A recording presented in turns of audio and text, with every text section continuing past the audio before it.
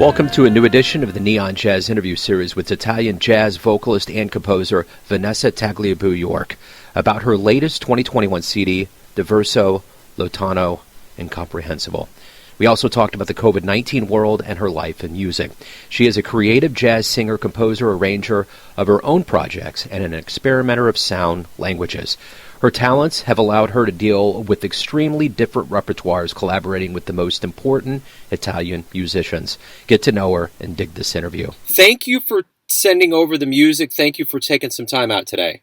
You're welcome. It's a pleasure. I also have checked your interviews on internet. I found a page which is called the famous Joey Dimino interviews, and I was listening to them because I wanted to get in touch with the sound of your voice. Oh, good.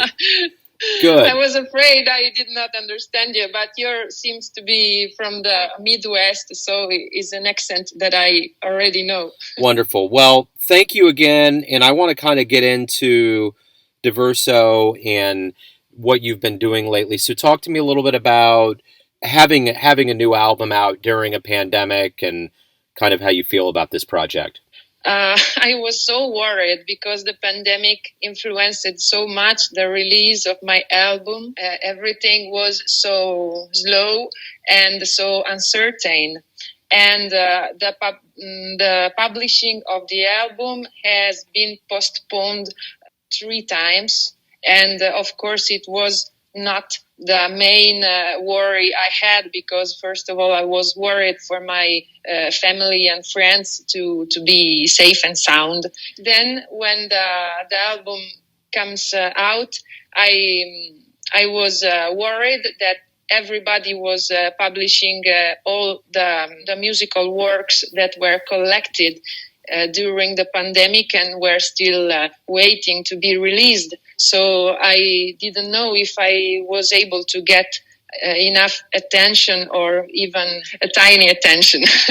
Yeah. And so I tried to do my best, and I'm happy because there seemed to be a lot of nostalgia. How do you say? Yeah, for the live music and for the beauty that was stolen from the pandemic that closed everybody into tiny walls. Yeah. So I was happy because the journalists and the people were so sensitive to my work that was different for sure from everything I was surrounded by.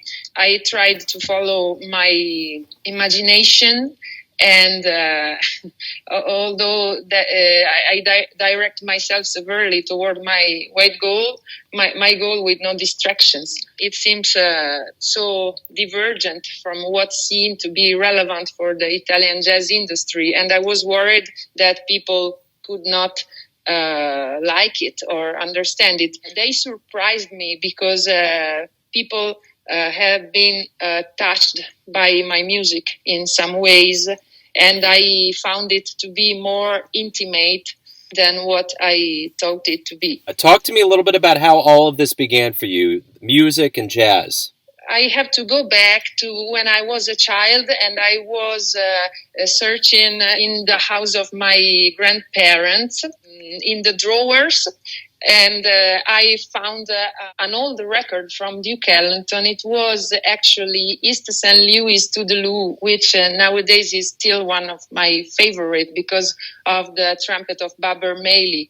And I think my love for jazz music started there, and also because my grandfather, he has been a prisoner of war in Missouri River Division in the 40s, and he learned to speak American English by listening to the radio and listening to the voice of Frank Sinatra.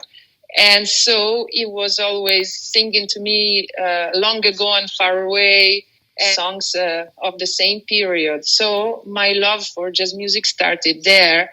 Then I discovered Bix Beiderbecke, Paul Whiteman, Frankie Trumbauer, and my favorite white jazz musicians from the 20s. After a while, I discovered Billie Holiday, and it blew me away. And still have a picture of her above my piano.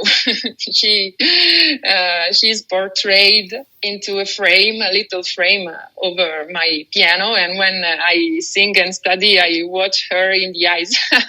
Talk to me a little bit about your live gigs. Like, do you perform a lot in Italy? Do you go to other countries? How has that worked for you?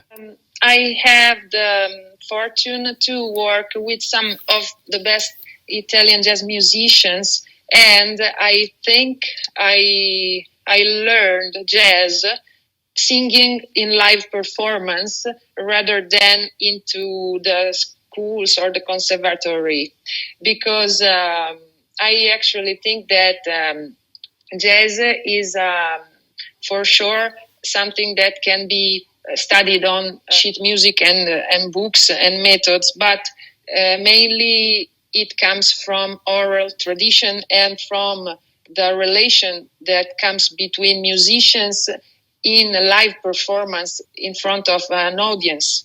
So I started since I was 16 to go in the clubs and listen to people playing, especially to old people. And I started learning from them and asking, please, can I try to do the song with you? And so my approach was naturally singing live.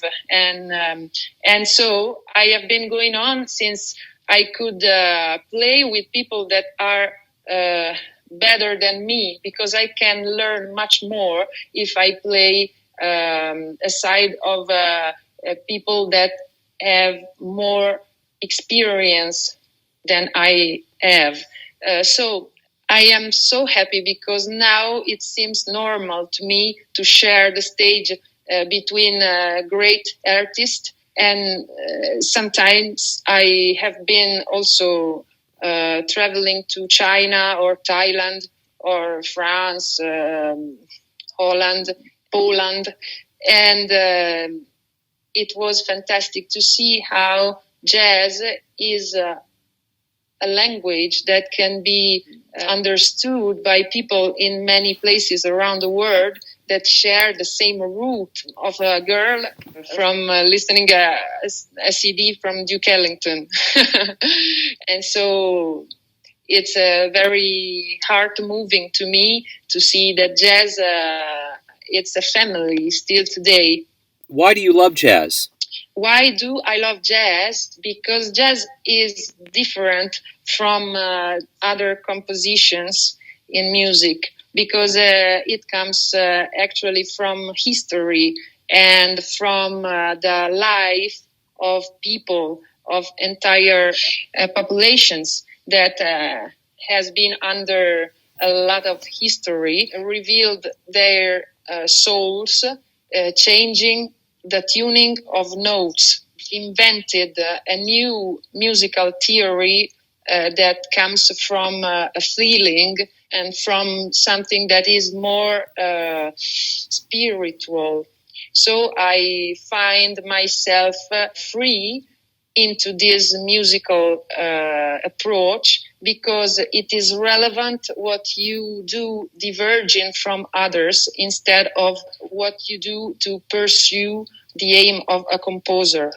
When things slow down and we get the vaccinations and this pandemic starts winding down, what do you hope we realize about music, live music, when we return? I do sincerely hope that we still feel the difference between what is live music and what is streaming or recording, because I am afraid that we have been getting used to listening to internet so much nowadays under like a year of lockdown that has been interrupted sometimes and then has been restored. I hope that we still can feel the difference between a voice that sings in front of you and make your entire bones vibrate. I hope that the government understand this and give space and possibility to the culture to express itself through concerts, ballet, opera, and exhibitions, and gives the money to the people that organize the culture. Vanessa, thank you for taking some time out for Neon Jazz to talk about your new album, your world of music. I really appreciate it. Good luck with everything. Oh, thank you. You're welcome. It was such an honor to be here with you. Thanks for listening and tuning in to another Neon Jazz interview, where we give you a bit of insight into the finest singers in Italy, America, and spots all over the world, giving fans all that jazz. Thanks to Vanessa for reaching out, for her time and her music. If you want to hear more interviews, go to Famous Interviews with Joe Domino in the iTunes Store. Visit neonjazz at youtube.com, and for everything Neon Jazz all the time, go to the neonjazz.blogspot.com. Until next time, enjoy the jazz, my friends.